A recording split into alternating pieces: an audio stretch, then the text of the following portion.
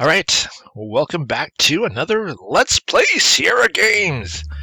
This time I'm going to delve into the dark and mysterious Phantasmagoria.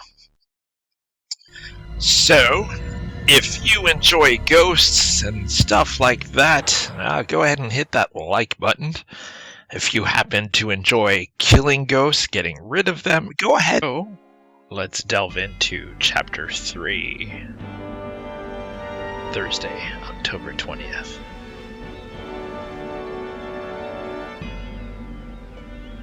Different little cutscene going through the garden. Or through the lake that will lead to the garden, I should say.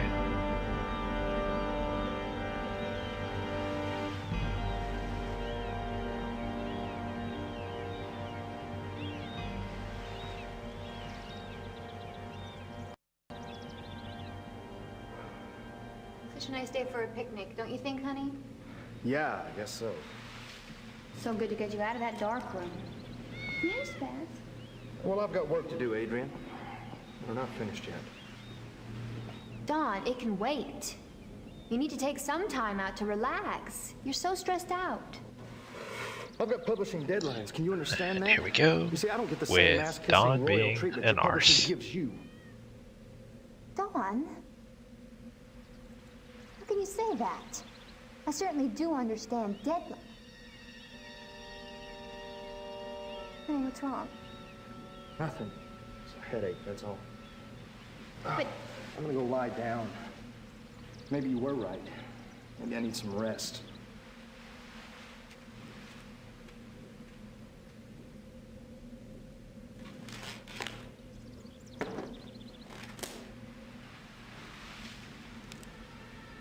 what was that?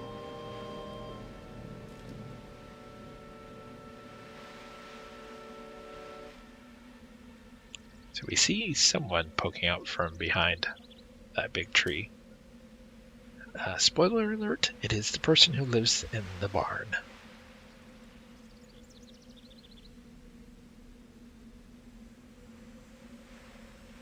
Now you can go directly to the barn from here if you basically go to the left, but I think it's more interesting to actually head for the tree, and you kind of see him poking around as she approaches.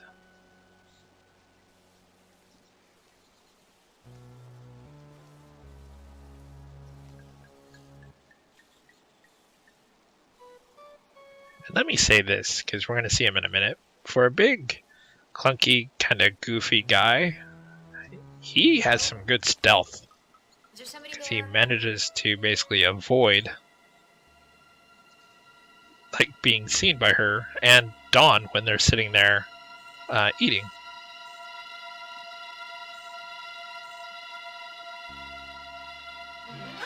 Don't run!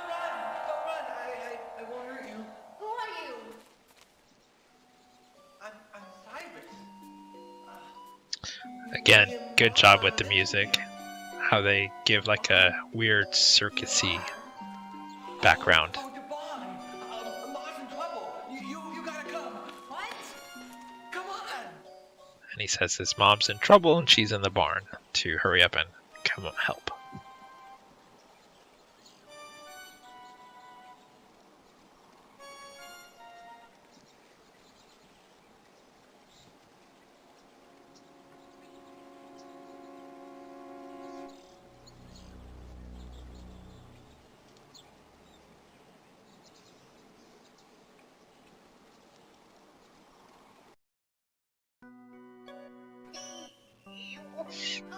And you can hear the mom clearly in distress. Help me!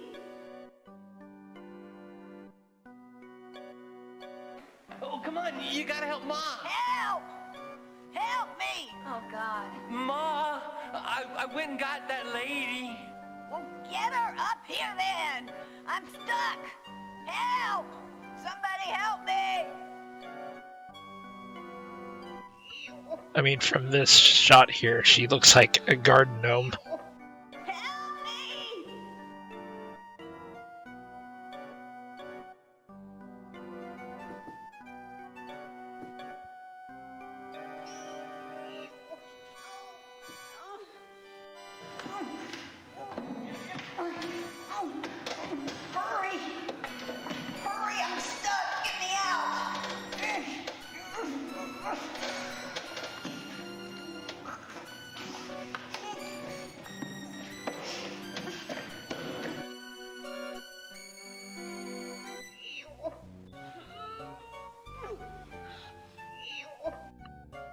feel like there's a bunch of different ways this could have been resolved. There's a bunch of crates in there that Cyrus could have pushed up to stand on and help push his mom out. But no. It's an adventure game, we have to do it all.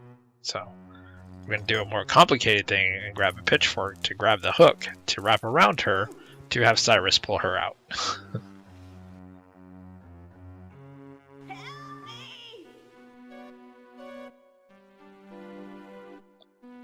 I'd like to point out she still looks like a garden gnome. Hurry.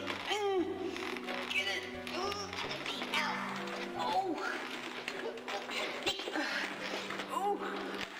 Oh, hey. Watch where you put that thing. Listen, you old windbag. How about I just leave? No. I'll shut up. I mean, where did she think she was going to put that? And I don't get, like, why she would even, like, hook it onto her, like, even her clothes or anything. Like, why wouldn't you just wrap it around her waist so that it goes under her arm and then hook it? But she's literally hooking it to, like, the back of her pants or something, rather than wrapping it around her body so it pulls up evenly. Okay, Cyrus, now pull slowly. Remember your mother's attached to it.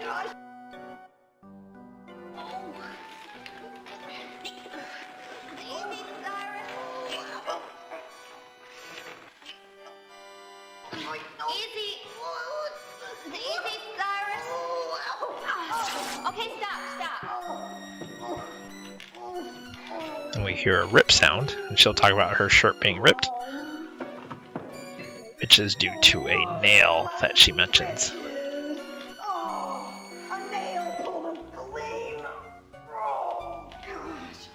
And because it's an adventure game, things like that should be something you take notice to. Cyrus, you big oaf. This is all your fault. Oh, I wanna thank you for rescuing me. No problem. Name's Harriet. Harriet Hockaday.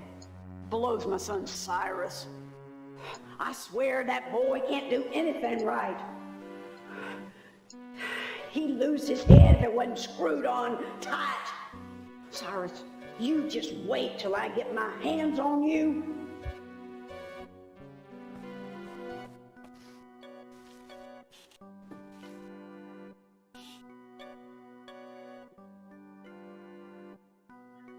So if you look where she was, we'll get a zoom up and we'll see a nail that we can't pull out with our bare hands. We'll need something to pull out a nail. What do you pull out nails with? A hammer. But we don't have one. But surely there is at least there's a hammer somewhere in the house, right? There is. And it's somewhere we've not been yet, but we could have already accessed. I know you're in suspense right now, like, what is he talking about? We'll get there. Having played this game a number of times, I could have probably picked up the hammer beforehand so that I would have it now, which hindsight I probably should have done. But I like playing the game like in a way that, like, oh, I'll get a hammer now that I need it, versus I'll have it ahead of time. Wouldn't we, Cyrus? Wouldn't we, Cyrus? Huh? Oh, yeah. You don't have to apologize, Harriet. Accidents happen. But even so, you and your son are gonna have to leave. This is private property. I've been thinking about that, about your property and all, and there's just no way around it. You need us. Need you? Yeah. How are you and your husband gonna take care of this whole place by your lonesomes, huh? Well, I hate to admit it, you have a point there. Now, take a look at my son here. He's as strong as an ox, can do any kind of outside work. Me, I can help around the house. I'm a great housekeeper. Looks like it. Yeah, I can see that. Well, what do you say, huh? We'll work for nothing, just room and board. Come on, don't pitch us out in the cold. We got no place else to go. Oh, Okay, you win. You can start tomorrow. Why don't you meet me up at the house in the morning? Yippee! We got us a job, Cyrus, you hear? What's your name, lady? Adrian. Adrian Delaney. My husband is Don Gordon. Pleased to meet you, Adrian. What are you doing? I'm a clairvoyant. I read palms. Can I? No, I don't think so. Oh, come on. Let me see.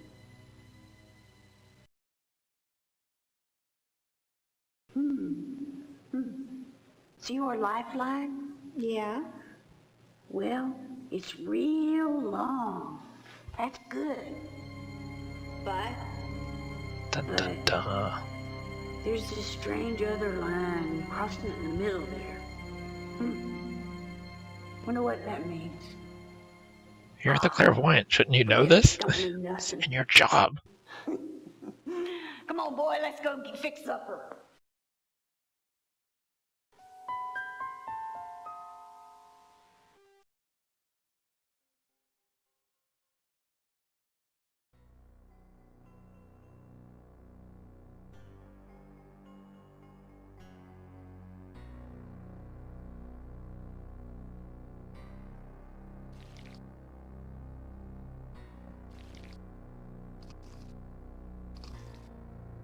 So when you talk to her, not too much, but for Cyrus, you can kind of see This it. is really your home, huh? He is gutting an animal, and I think it's just a stuffed animal, because it's very stiff. Looks real homey, I mean, all could be a right. dead, stiff animal.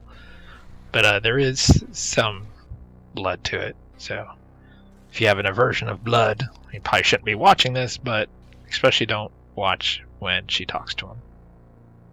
What's for dinner tonight, Cyrus?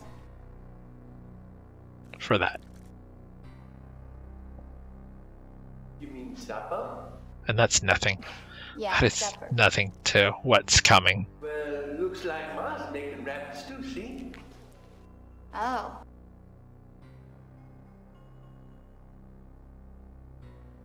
I'm a good hunter. I can kill them with my bare hands. Oh. That's good.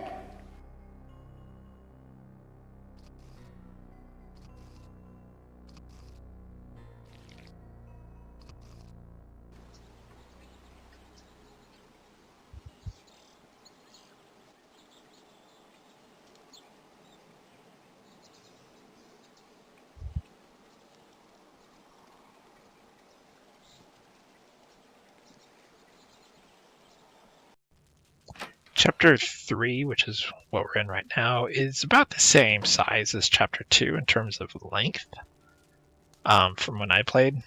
Chapter 1 is probably the longest one, and I think Chapter 4 is a close second. But Chapter 2, 3, and I think 5, 6, 7 are all pretty much the same size.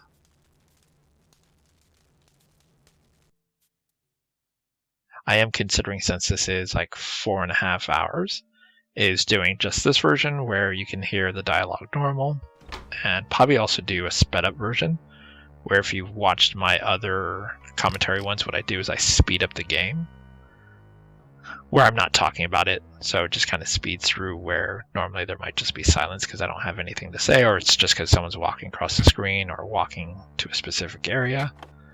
So I might do 2 versions. So I'll probably do the version where you can hear everything side by side, nice and clear. And then I'll probably do a version where it speeds up so that it's just the commentary version that you're hearing. Anyway, so we've used the fireplace poker to open up the basement that was under the mat. And because we have the matches, we can actually go into the basement. Remember earlier where I said there's a room we've not been in yet?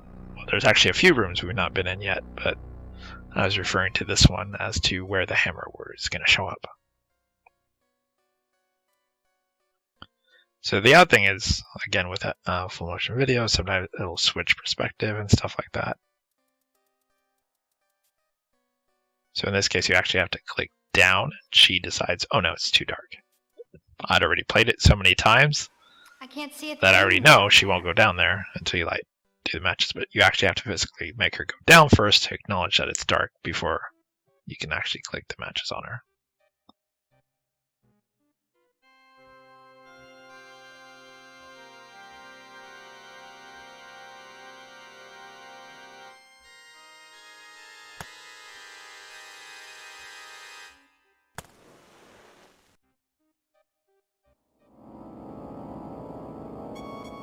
The creepy music kicks in.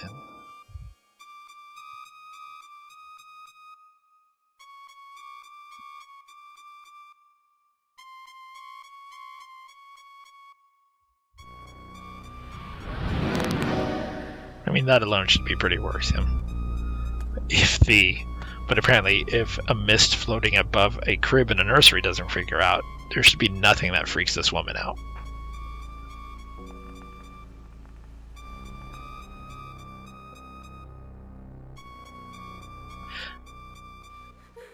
I do love that little haunting cry. Really helps set the mood.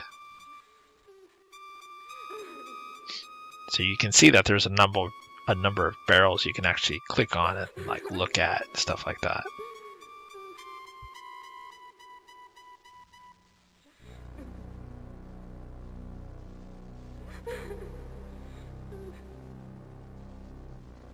Now I'm fairly confident, like there's a hammer, but I'm fairly confident one of the women dies down here because see those barrels to the left? The 3 stacked, or actually 4. Later on, when we go back down here, when things are really going crazy, you'll see like a mist in front of them. And I thought there was a way to trigger like a vision, but I wasn't able to trigger it again.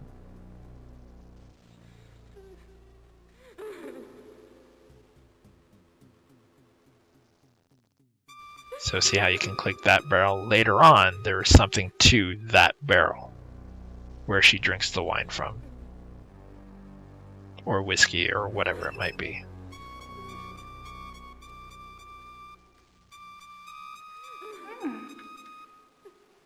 Which is ironic, because I could swear there was something about a body in there.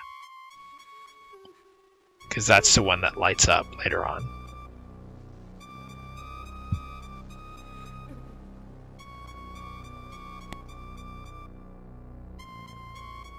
And so clearly, that's a woman crying. Like, she's even saying hello to see if it's a woman that's, like, trapped down here or something like that. And watch how easily she disregards the fact that it clearly sounds like a woman in distress. Hello? Somebody in there? I mean, if there is, it's a really small room, you'll see. When she steps in, it's a really small room. You kind of see that phantom hand in the background. But notice the crying has now stopped now that she's in there. And the shackles on the wall will be clickable. That's why I think there's a vision down here that I couldn't remember how to trigger to see what happened to whoever it was that was shackled there. But I believe they end up in the barrel.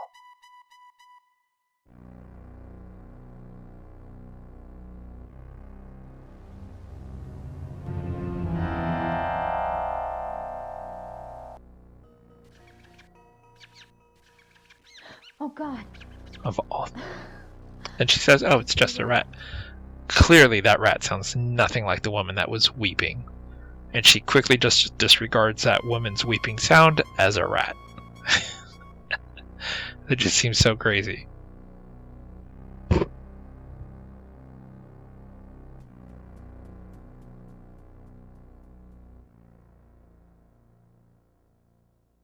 Like I get as a player, and having already played it a number of times, I know that something is going on with this house.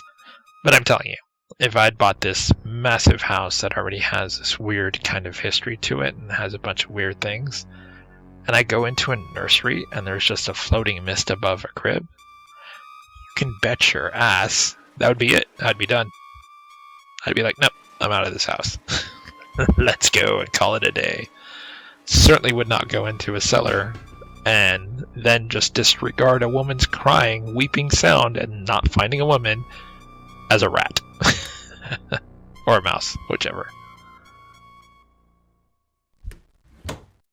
I would have already called a young priest, an old priest, and did some holy stuff in this house to clear out whatever evil spirit is here. But no, not her. She's like, it's just a mouse. Sounds like a woman weeping, but it's just a mouse. Well, if it's just a mouse, how do you explain the mist above the crib?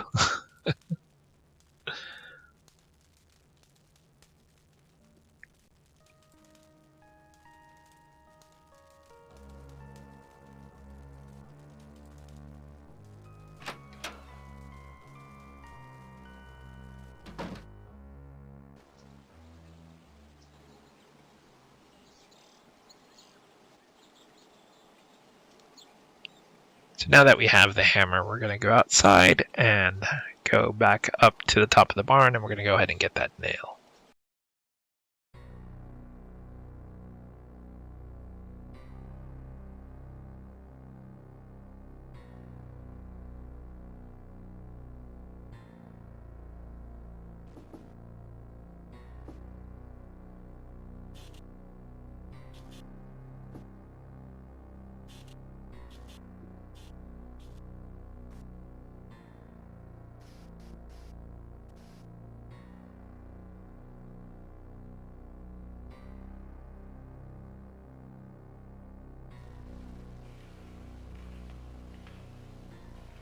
The cool thing about this game is, and I don't even know if it's possible, but she never holds more than the 8 items that she has inventory slots for. So unlike other Sierra games where you might have like 12 or 15 inventory items to try to figure out how to use it, this game keeps it pretty simple by restricting it to just 8, never more than 8. I don't think, I mean, there might be a few times where you actually have 8, but yeah, I just thought that was kind of a nice aspect that they know offhand you're never going to have more than 8 items, so just create 8 item inventory slot.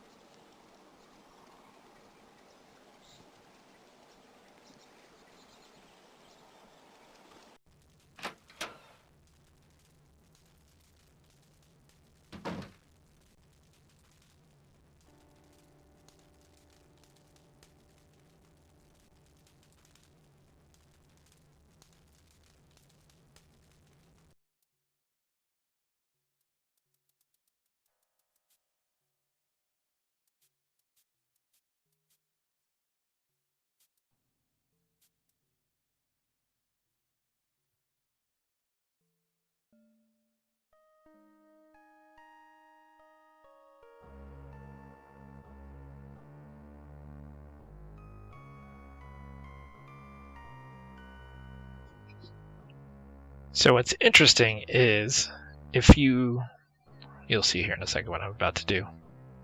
We already know about the key in the keyhole, but we now have a means to get it. Now what's interesting is if you don't set the newspaper down first to catch the key, you can actually still knock the key out of the keyhole and the game doesn't end. But I'm not sure what you would do after that, because if you don't use the newspaper to catch the key when it falls, you'll never get in this door. If you never get in this door, you'll never get the photo that's inside. And if you don't get the photo, you can't talk to Malcolm later. So it's weird. There must be a way to still get in the door or get the key that has fallen. I just remember the first time I did it, I forgot to put the newspaper down, and I was like, oh, damn it. And I put the newspaper, and you hear the key fall. Yay, it worked. And it's funny because if you do this, so if you go here, you don't use the newspaper first, you use the nail to knock the key out, and then you go to put the newspaper down after, she says something along the lines of like, oh, I should have thought of this before. And she doesn't do it. But I don't know if maybe if you click again, she'll do it. I actually just restored when I accidentally did it the first time.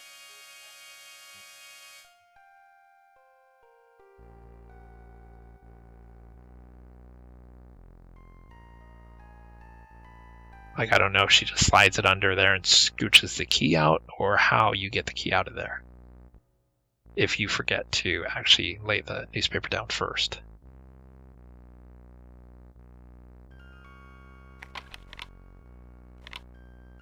But I don't believe this game ever dead ends you.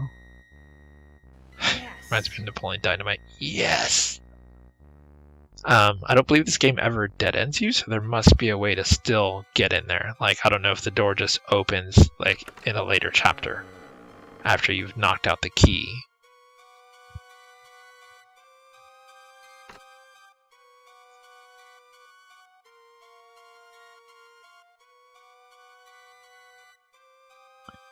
So obviously we're eventually going to do something with that wooden panel, because it sticks out like a sore thumb. And just like any adventure game, if it sticks out, something's weird. Now this is what I don't get. So the bar for the door is on the outside. But when she opens the door, wait for it, the door opens inward. So what good would that bar across the door do if the door opens inward? That would only be if the door opened outward to basically that lock to be effective. But anyway, go over here on the dresser.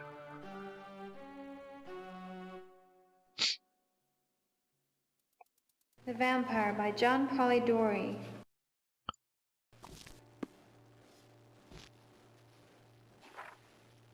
Sorry, first I said the photograph. It's actually the Malcolm book from first that's Zoltan. autographed to Malcolm. Oh, that's the old guy from town. The photo will come later, but not from this room. So, sorry. So if you look outside, you can see like a gazebo. It's hard to tell, but that's actually what it is. It's a gazebo. But we don't know how to get there. And if you go out to the front, go to the side, and then there's the gate. Not the front gate where you drive to town, but there's another gate from where you and Dawn basically had your picnic.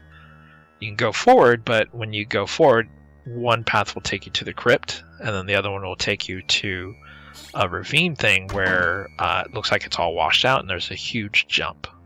So what you'll need is Cyrus to actually push a tree over. And that'll get you over to the other side, which allows you to get to the gazebo. But a certain number of things have to happen first.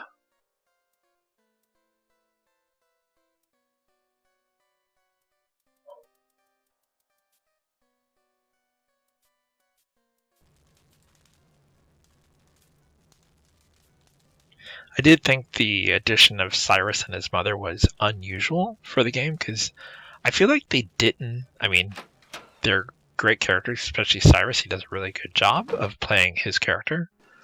But they don't add too much to the story. They don't add a lot of flavor and additional stuff to it. Like, there is a seance that happens later that the mom does that kind of helps with a little bit of the story. Kind of gives you a very blatant clue about something. But overall, I don't think they added too much, but they do small things. Like the seance is obviously very important because it gives you a very blatant clue as to what to look for and what to do. And then Cyrus helps with pushing down the tree. But other than that, they don't really do too much for the story. I just wish they were somehow more involved, had more history to the story, or had more history to add to the overall story in terms of the house and stuff like that. So we now have the book, which we need, but we also have the dog bone that we got from the general store. We're going to go ahead and give the dog bone to this Doberman, who will happily take the dog bone away. Good dog. Nice doggy. And I think, I can't remember if we did it in chapter 1, but in my original playthrough where I said earlier that I triggered the chase, so I basically redid the whole game again before finding out I could rename a file and get back to my previous restore. You can open up the mailbox, which she does, and she opens it, she looks at it, and there's a letter from R. Williams, which is Roberta Williams, and then it's to Wormwood. And I thought, that's a bold move, just going through someone's mail, because that's literally like a federal crime. Ma'am, I just bought the old Carnavash estate. I understand the man who lives here, Malcolm, I think his name is, used to live there as a young boy. So? Well, I was wondering if maybe I could speak to Malcolm about his experiences there. I have a lot of questions to ask him about the place. No. Mr. Warm Shadow is By saying you have a lot of questions is probably not the best way to present that. Maybe you just said just a few questions. That might have helped. She shuts the door in your face, but what you want to do is go ahead and click on the door again, knock again, and really annoy her. And what you're going to do is you're going to give her the book that was signed to Malcolm. I already told you no. Wait! Well? And give her the book. I found this book in the tower room. See? Just a minute. She's a ray of sunshine, if you can't tell.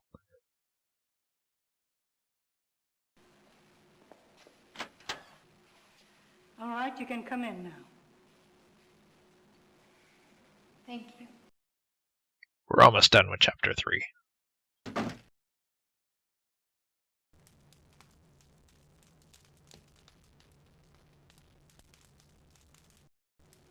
Malcolm, she's here. Malcolm! I do love that that she first says his name at a normal tone, and then has to yell it, saying, Malcolm, she's here. Because the dude, as Lou said, is probably about 110 years old. And he sounds like Emperor Palpatine from Star Wars.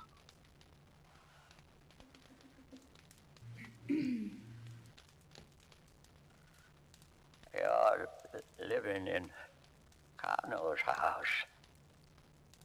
Yes, sir. You found my book. Yes, I did, sir. Don't call me sir. I don't like it. It makes me feel old. You're 110. Like, why do people in this game just avoid the obvious? What should I call you? My name is Malcolm. And why do people think that sir is an indication of being old? It's more of like a thing of respect. Is it true you lived with Like, maybe that's just boy? because I was a military brat. And I just know that you call your commanding officers sir, not because they're old, but as a matter of respect. Yes, I did. I call everyone sir. That One of my room. email addresses starts with a sir. Enough. Because a guy, when I called Xbox support, kept calling me Sir Thomas. So One question for you. And then, after that, you have to leave.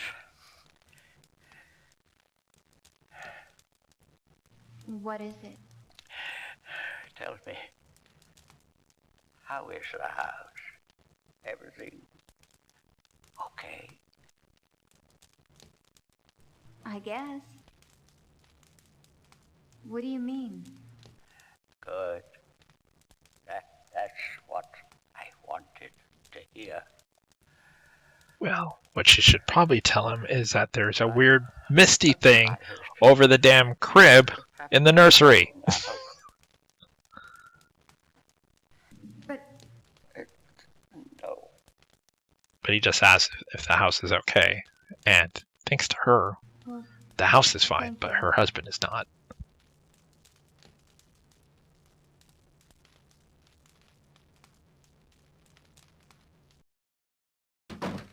But that's not the only time we'll talk to Malcolm. We'll come back because later on, we're going to get a photo of Malcolm and the previous house owner.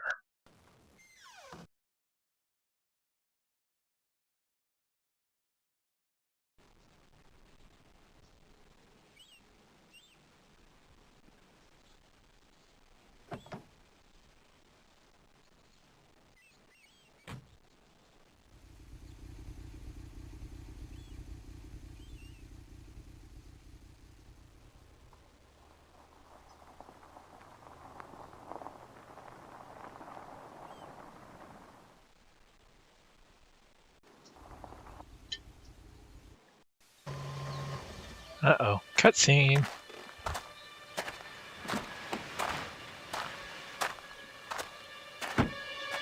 How did she get startled? Like he made the loudest sound approaching her in the gravel. I don't know. Around? In town. I thought I told you to stay away from all of those people. Which he never did, actually. What people? Those stupid towns. So it's clearly, like, not him. Silly. I'm not finished with you yet. Now he's You're getting telling me violent. what to do? So he's Where escalating. were you all day? None of your business, honey. Well, I'll tell you what. You take care of your business, and I'll take care of mine. Well, we're gonna see about that. Alright, and that's the end of that chapter. Dun dun dun.